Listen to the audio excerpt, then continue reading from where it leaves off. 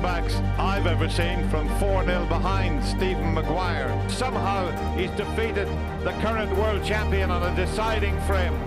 What a turnaround. Mark Allen finishes the match with 2 century breaks. He actually looked his best just when he needed it. It's been a long, hard-fought battle, but in the end, Tom Ford wins the match on the deciding frame, 6 frames to 5. It's been a pretty comfortable afternoon after all for Ronnie O'Sullivan.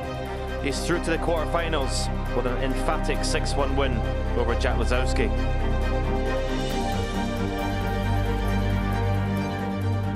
Yes, what a day it was. A very good afternoon to you. Welcome back to the 2018 Betway UK Championship. 4 more last 16 ties today. 4 more players looking to join Ronnie O'Sullivan, Tom Ford, Mark Allen and Stephen Maguire in the last 8.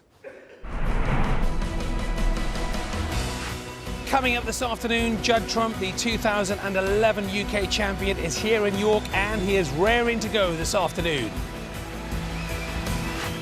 But can he overcome world number 21, Joe Perry? That's our live match for you this afternoon here on BBC Two. We'll also keep you right up to date with the 2005 and 2009 UK champion Ding Junhui's battle with Martin O'Donnell, the world number 59, plays Ding. It is their first ever clash. So this is how we're lining up this afternoon. Hopefully it'll live up to yesterday's wonderful snooker in York. Judd Trump v Joe Perry and Ding Junhui v Martin O'Donnell. 3 Englishmen looking to get into the last 8. And we are so delighted to have Sean Murphy alongside us in our studio this afternoon. We spent a lot of time talking about you. Now we're all friends once again. Great to see you, Sean. So Judd Trump, he's looking remarkably relaxed. We had a chat with him in the practice room yesterday. Could this be his year? Absolutely. I mean, he played phenomenally well to win the Northern Irish Open there a couple of weeks ago.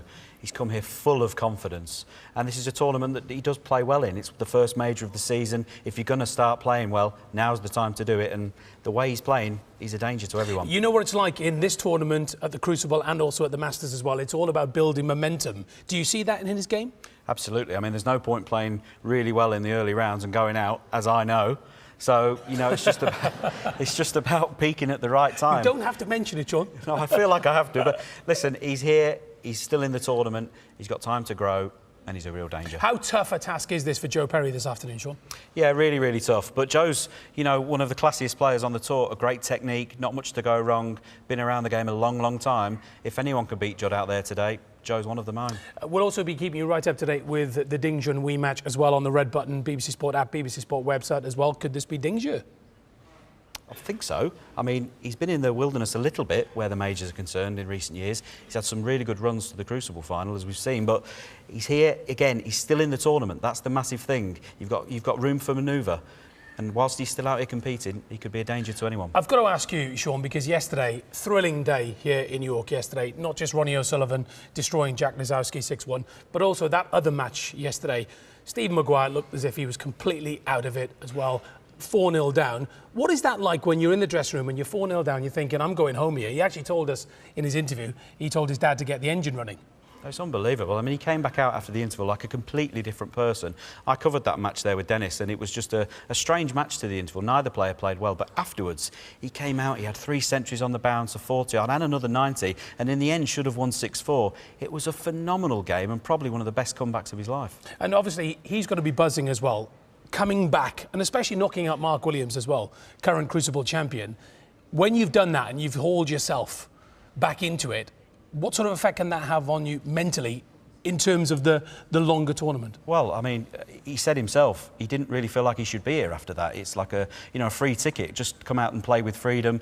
We used to call him on fire Stephen Maguire, and that's how he finished the game yesterday. If he plays like that, like he did in 2004 when he won the tournament, he could win. Talking of finishing the match as well, we have to keep an eye on Mark Allen as well. I mean, yeah, I did that game as well. We were here and it was a real funny match up until 4 each. But then he found the afterburners and he finished with 2 centuries. And in the end, it was a classy finish. Fantastic stuff. OK, let's take a look at how the draw is looking. Ronnie O'Sullivan, Tom Ford, Mark Allen, Stephen Maguire all through. Look at that. We've got some mouth-watering clashes to come. We have lost the Crucible champion in Mark Williams, but we still have the Masters champion Mark Allen and the defending champion, the Rocket, still in the draw. Well, there is some hope for Joe Perry this afternoon. Obviously, Judd Trump is the overwhelming favourite, but Perry has beaten Trump once before. That was in round 4 of the 2016 Welsh Open. Steve Davis is with us in studio this afternoon. At the moment, he's in the commentary box. Yes, thank you, Jason. I'm here with Dennis Taylor and Alan McManus, who will be guiding us through play.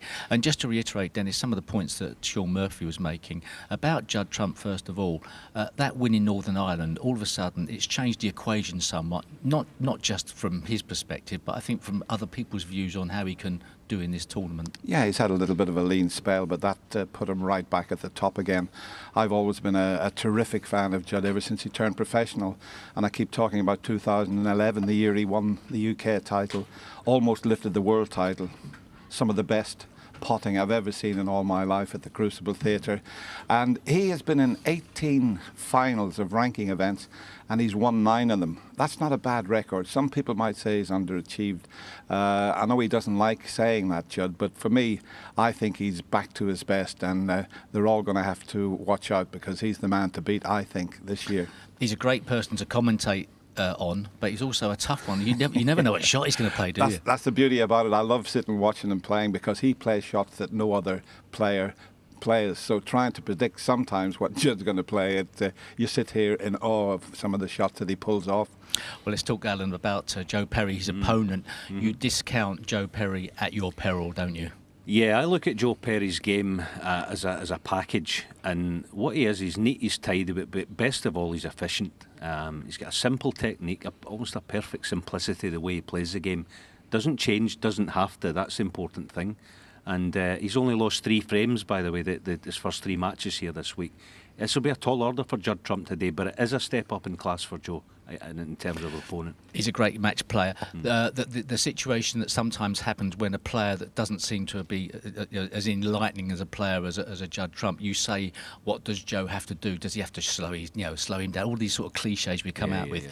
It's not like that, really, is it? No, the answer to that's nothing. It's go out and play his own game, because his own game is well good enough to beat any player on any given day. Just hopefully it's his day from his point of view. Well, it should be a cracking match. The players are already backstage, so over to Rob Walker. Good afternoon, ladies and gentlemen. 3 of yesterday's 4th round matches went all the way to a decider. We have seen some sensational last 16 action, and today we complete the lineup for the quarter-finals of this year's Betway UK Championship. It's a packed crowd once again here at the Barbican, and they are ready for the drama to resume once more.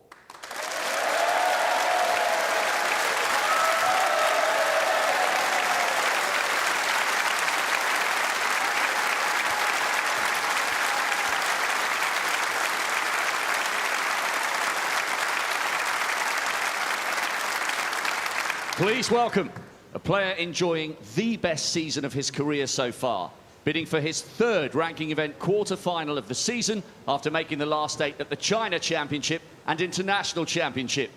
Be in no doubt, this is the biggest match of his life. So come on, the Barbican, raise the roof for Martin O'Donnell.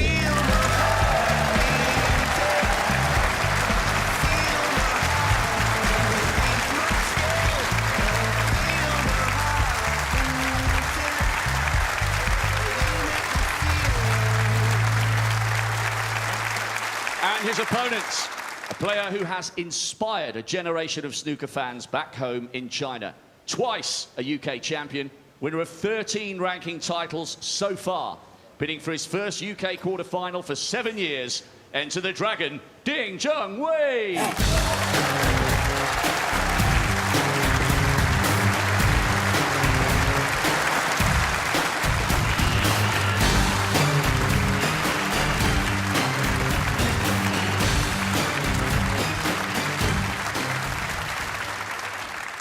And on table 1, here comes a player bidding for a 6th UK quarter-final.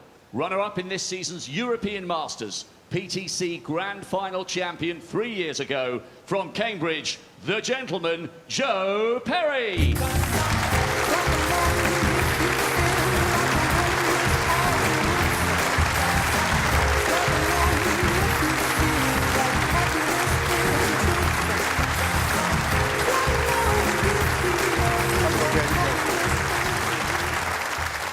And finally, arguably the most exciting player of his generation. Winner of this title in memorable style right here 7 years ago. Last month he secured a 9th ranking title in Northern Ireland. So here he comes with his own brand of naughty snooker. The ace in the pack, he's Judd Trump. Friendships only pass by,